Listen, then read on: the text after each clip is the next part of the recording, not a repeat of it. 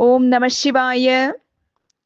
வியாசரே அவ்வாறு தோன்றிய பரசுராமர் க்ஷத்திரியர்களுக்கு உரிய தோள் வலிமையோடும் தனுர்வேதத்தின் அதாவது வில் வித்தையின் எல்லை உணர்ந்தவராயும் சகல சாஸ்திரங்களையும் கற்றறிந்தவராயும் ஜுவாலையோடு கூடிய அக்னிக்கு சமமான காந்திமானாயும் விளங்கி சிவபெருமானை குறித்து தவம் செய்து கொண்டிருந்தார்.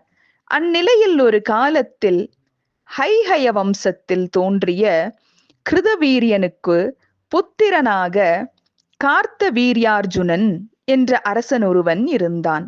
அவன் 1000 கைகளும் அதி தேஜசும் சூரியனுக்கு சமமான காந்தியும் வாய்ந்தவன். அவன் திரிஷிதர் என்ற முனிவரை வழிபட்டு அவர் அருளால் அக்னி பகவானையே அஸ்திரமாக பெற்று அந்த அஸ்திரத்தால் பற்பல நகரங்கள், கிராமங்கள், நந்தவனங்கள் முதலானவற்றையெல்லாம் சுட்டெரித்து சமுத்திரத்தையும் முனிவர் ஆசிரமங்களையும் கொளுத்திக் கொண்டு ஆபஸ்தம்ப முனிவர் இருக்கும் ஆசிரமத்தையும் கொளுத்தினான். அந்த முனிவர் அதனால் கோபம் கொண்டு அவனை நோக்கி, நீ விரைவில் பரசுராமனால் ஒழிக என்று சாபமிட்டார். அந்த சாபத்தை பெற்ற கார்த்தவீர்யார்ஜுனன் சில நாட்கள் சென்ற பிறகு ஜமதக்னி முனிவரின் ஆசிரமத்தை அடைந்தான். அவன் கார்த்தவீரியனுக்கு மரியாதை செய்தார். அப்போது அவரிடத்தில் இருந்த காமதேனு என்னும் தெய்வீக பசுவை பார்த்து வியப்புற்று, இது நான் நினைத்தவற்றையெல்லாம் கொடுக்கும், ஆகையால் இதை எப்படியாவது அடைய வேண்டும் என்று பேராசைப்பட்டு ஜமதக்னி முனிவரை நோக்கி, மகரிஷியே, நான் உமக்கு பற்பல பசுக்களை தருகிறேன், இந்த காமதேனுவை எனக்கு கொடுக்க வேண்டும் என்று கேட்டான். அதற்கு அவர் மறுக்கவே கார்த்தவீரியன் மூர்க்கத்தனமாக போர் செய்ய முயன்றான்.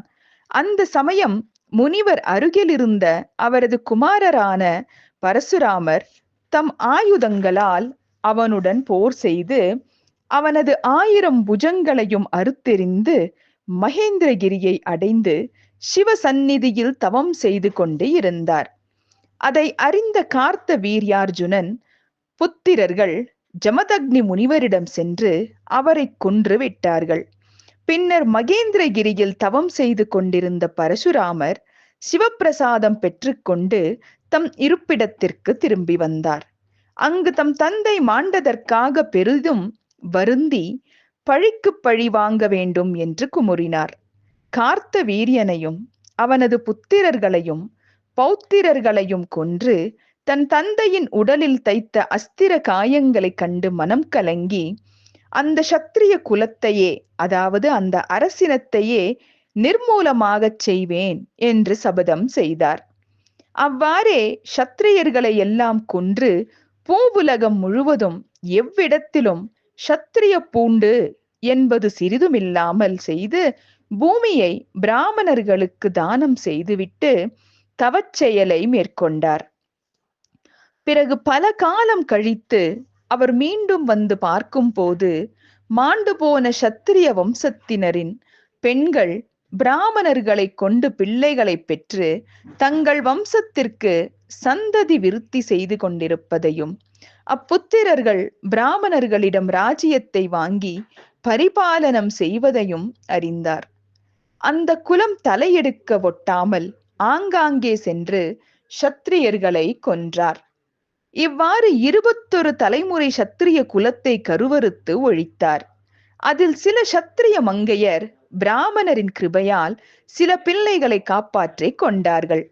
பரசுராமர் தாம் செய்த சத்திரிய கொலை நீங்கும்படி பூமி முழுவதையும் அநேகம் பசுக்களையும் காசிப முனிவருக்கு தானம் செய்து அதன் பிறகு அஸ்வமேத யாகம் செய்து அதனாலும் தன் பாவம் ஒழியாது சிவபெருமானை குறித்து தவம் செய்து இப்பாவம் எப்படி நீங்கும் என்று கேட்டார். சிவபெருமான் அவரை நோக்கி துலா புருஷ தானம் செய்யும்படி சொன்னார். சர்வேஸ்வரனாகிய சிவபெருமானால் சொல்லப்பட்ட சிறந்த துலா புருஷ தானத்தை பரசுராமர் செய்து தம் பாவங்களிலிருந்து நீங்கி புனிதமானவராய் தவச்செயலை மேற்கொண்டார்.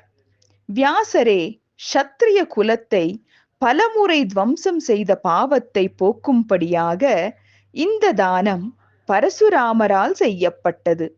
பிரம்மஹத்தி முதலான பெரும் பாவங்களை எல்லாம் அழிக்கத்தக்க இந்த துலா புருஷ தானத்தை பொன்னை கொண்டு செய்வதற்கு சக்தியற்றவர்கள் வெள்ளி, தேன், நெய், வெல்லம், ஆடையணி முதலிய பொருட்களையாவது துலாவில் ஏற்றி பொன் தட்சணையுடன் தானம் செய்தால் புகழடைந்து ஸ்வர்க்கம் முதலான போகங்களை எய்துவார்கள். மனம், வாக்கு, காயங்களால் செய்த பாவங்களும் கொலை முதலியவற்றால் நேர்ந்த பாவங்களும் இந்த துலா புருஷ தானத்தால் நீங்கிவிடும். எந்த பாவத்தை செய்த போதிலும் துலா புருஷ தானம் செய்தவன் அவற்றிலிருந்து நீங்கி பரிசுத்தவன் ஆவான் என்பதற்கு சந்தேகம் இல்லை.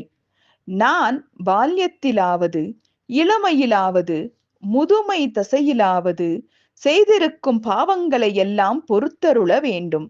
துலா புருஷ ரூபமாக இருக்கும் பரமசிவனே, நான் துலாவில் ஏறி பொன்னை நிறை கட்டி உம்மை நமஸ்கரிக்கிறேன் என்று பிரார்த்தித்து பல அந்த நோத்தமர்களுக்கு அப்பொருட்களை தானமாக வழங்க வேண்டும். துலா புருஷ தானத்தை ஒரே வேதியனுக்கு கொடுக்க கூடாது. அப்படி ஒருவனுக்கே கொடுத்தால் பாவம் ஒழியாது. இந்த துலா புருஷ தானத்தை செய்தவன் 14 இந்திர பட்டம் வரையில் ஸ்வர்கலோகத்தில் விருப்பமானவற்றையெல்லாம் அனுபவித்து வாழ்ந்திருப்பான். இவ்வாறு சனத்குமார முனிவர் கூறினார். ஓம் நம சிவாய.